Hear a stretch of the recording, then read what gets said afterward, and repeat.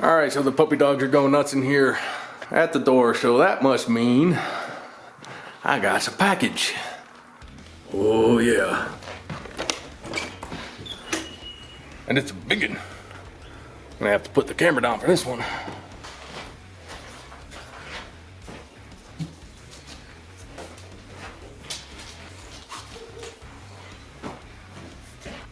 What is it? You figure it out? So that'll just be added to what I've dubbed the package sorting and holding area. So that one right there, the big one, that's the one I've been waiting for. All those little ones back there go with that big one. However, I'm not going to be able to get to this for a few days. Today is errand day. Glad I caught it right before I went out the door, save it from the Porsche Pirates. So I'm not going to be able to get to what's actually in the box for a few days. But for you, it'll be right after this.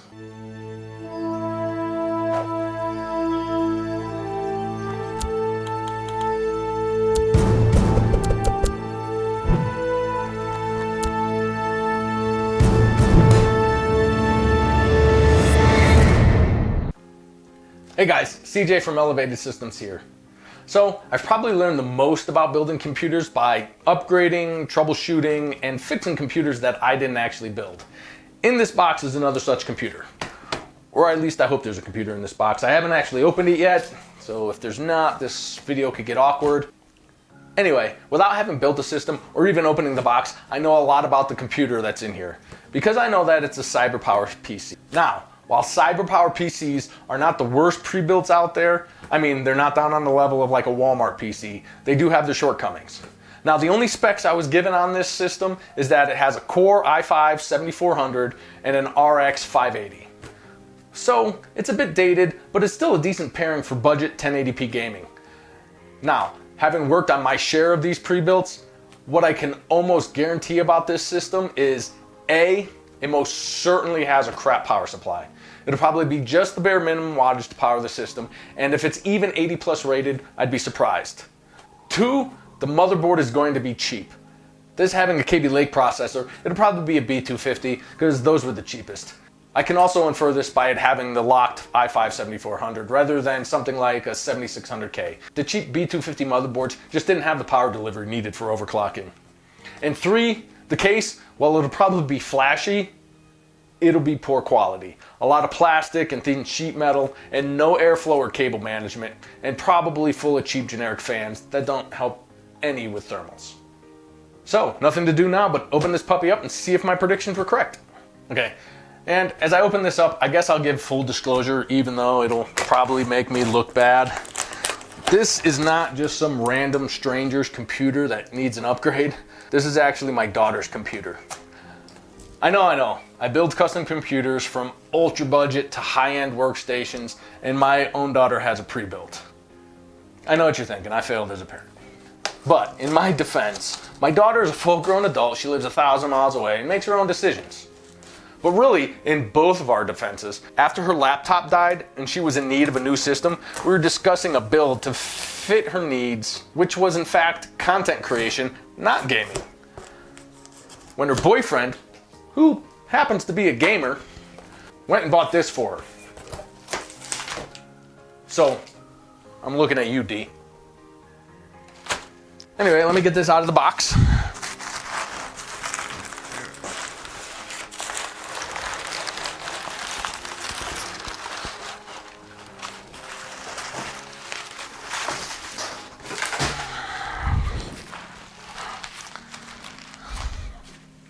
Okay, so as I continue to unwrap this, I can already tell that one of my predictions was correct. This case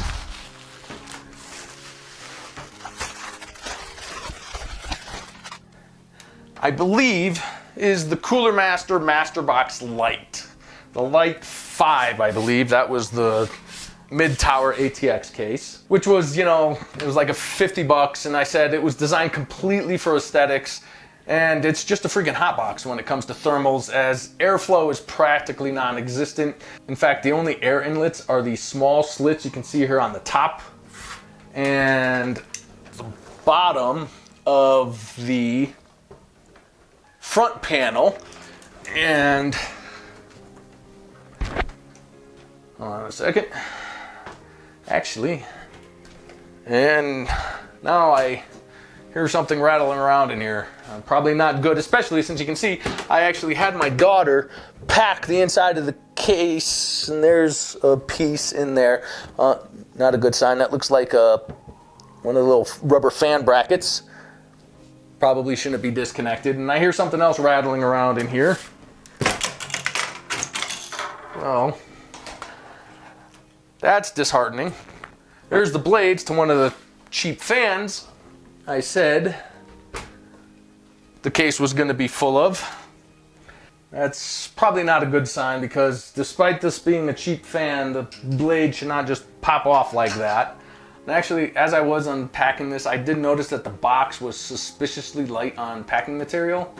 And as a matter of fact, while this looks like a lot of bubble wrap, it was only wrapped to maybe about a ½ an inch thickness on just 4 sides of the case. Okay, this is a little bit upsetting, because I specifically had my daughter take the computer into the FedEx office and pay to have them package it, because in my experience they usually do a pretty good job. In fact, FedEx has their own specific guidelines for packaging computers that are not in their original retail packaging.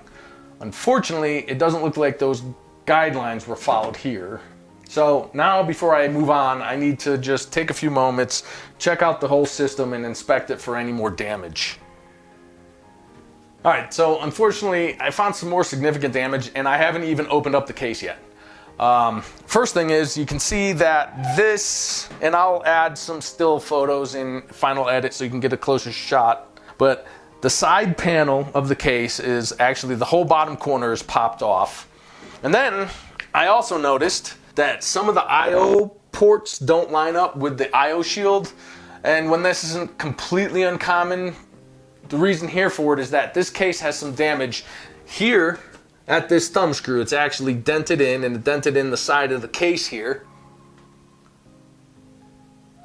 And like I said, cheap case, thin metal, it doesn't take much to damage it. But that isn't the worst part. Down here, this thumb screw is really dented in. And what makes this very bad, this didn't just bend the case a little, it dented in the power supply. Remember I said there'd be a cheap PSU in here? Well, there is, and now it's damaged, which means I can't even power on the system to see if it's working, because, pro tip here, well, it's not even a pro tip, it's just common sense. No matter how good or expensive your PSU is, if it's physically damaged in any way, do not plug it in and try to use it. You know, unless you're trying to start a bonfire, then by all means, throw it on a pile of kindling and fire it up. But in all seriousness, a damaged PSU should not be used. So, I also went back to my overhead footage of the unboxing this thing, and what I saw was the back of this case was not padded at all. No bubble wrap, no packing paper, nothing. Nothing between the back of the case and the cardboard itself, or the cardboard box itself. And in fact, if you look at the box, there are actually holes punched in the box that coincidentally line up perfectly with the damage on the case where those thumb screws were. So it doesn't take a rocket scientist to figure out this box was dropped. So for us, that means this video just went from how to upgrade a pre-built gaming PC to let's see how bad FedEx broke my computer. But first, I have to open it up, pull out all the foam, and go, well, find a spare PSU. So be right back. Alright, so I did everything I said I was going to do, and guess what? More surprises. As I was emptying out all the packing peanuts from inside the system, this memory stick just fell out with all the peanuts. Luckily, the packaging foam was in there though, as it probably prevented this RAM from just bouncing around inside the computer, destroying other components. But it takes a lot of force to dislodge RAM, especially if the locking tab was closed. So now it's actually time to inspect everything closely. So I'm going to pull everything out, I'm going to inspect it, put it all back together, hook up the new power supply, and then we can test it out. But the key here is to ensure that there's no other physical damage, because applying power to a system that's damaged can end badly. So I'm going to start by just pulling this thing apart.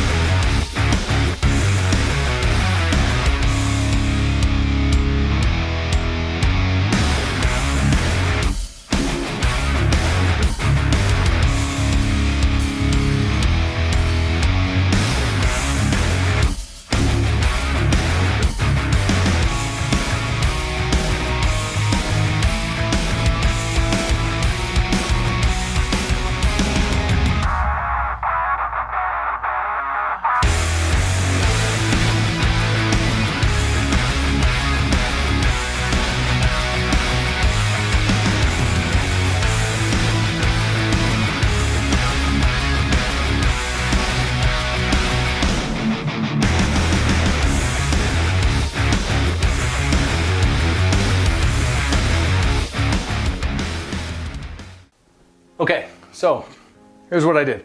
I pulled everything completely out of the system. I inspected the components. I inspected the motherboard to make sure there was no physical damage. The PCB wasn't cracked. I didn't see anything like that. I especially paid attention to the PCIe slot.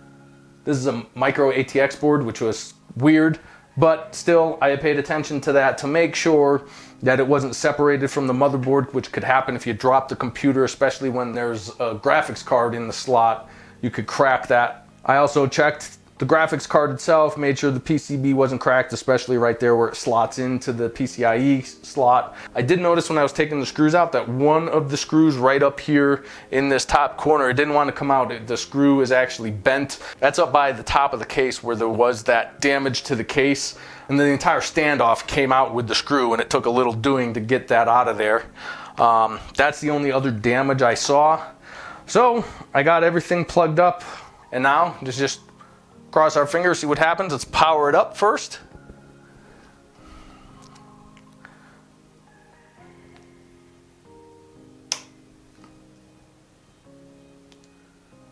All right, it does have power. Let's go ahead and see if it will power on. Oh, that's a positive sign. Now I got lights, got fans spinning. Let's see if I get a post. There we go. All right, so it seems like the system working. Now, again, what I'm gonna do next, just real quick, I'm gonna pull the hard drive with the other damage that was done. I imagine the mechanical hard drive didn't fare too well. I'm just gonna shut it down. I'm gonna connect the keyboard and the hard drive and see where we can go from there.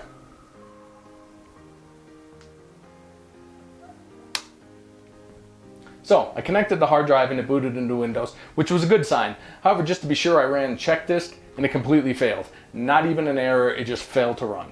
So the next step was to do check disk and repair on reboot. However, that also failed. So it seems the hard drive is toast too. Not a huge deal.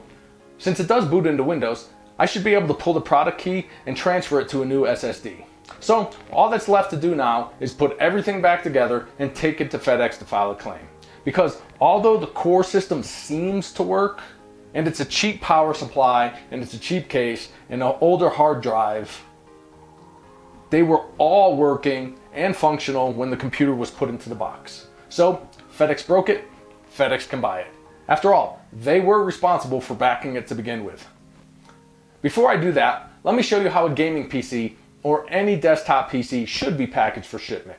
And I'm deriving this directly from FedEx's own guidelines, as well as some other shipping companies, so that you'll be safe all around. I'll post a link to the FedEx PDF below. First, the entire system should be completely wrapped in 3 inches of bubble wrap on all sides. The wrap computer should then be placed tightly in a cardboard box. Next, you'll need a second, larger box. Place a minimum of 2 inches of foam or packing material on the bottom of the box. place the first box centered in the larger box and add a minimum of 2 inches of packing material to all sides. Finally, fill in the top with, yep, you guessed it, 2 inches of packing material and close up the box. Packing materials you can use can be open cell foam like this, more bubble wrap. I like to roll some bubble wrap up like this to use as packing material just to fill in those gaps and holes. You can use packing paper like this, like FedEx did to begin with. Just make sure it's packed tightly and fills in all the gaps to, again, a minimum of 2 inches. You can also use foam packing peanuts if you'd like. Additionally, and this is my tips now, I suggest removing things like your graphic card and large air cooling towers and packing those separately. Or at a minimum, packing the inside of the case with foam or paper or something to brace all the components in transit. Is this overkill? Maybe, but I guess it just depends on how much you're willing to gamble on the delivery service. Also, and maybe most importantly, if you pack anything yourself, especially electronics, and you don't follow the shipper's guidelines, regardless how much insurance you spring for, if it breaks in transit, they'll most likely not reimburse you for it. Listen, assessment of damaged items are done by third-party adjusters, and they will find the tightest loophole to not pay out a claim. You know, like most insurance companies. But that's a whole nother topic. Anyway, thanks guys for sticking around. This video kinda took a left turn and went in a completely different direction than planned. Eventually, I'll get to upgrading or just completely rebuilding this system. If you'd like to see that, please hit that subscribe button, and I'll see you again soon.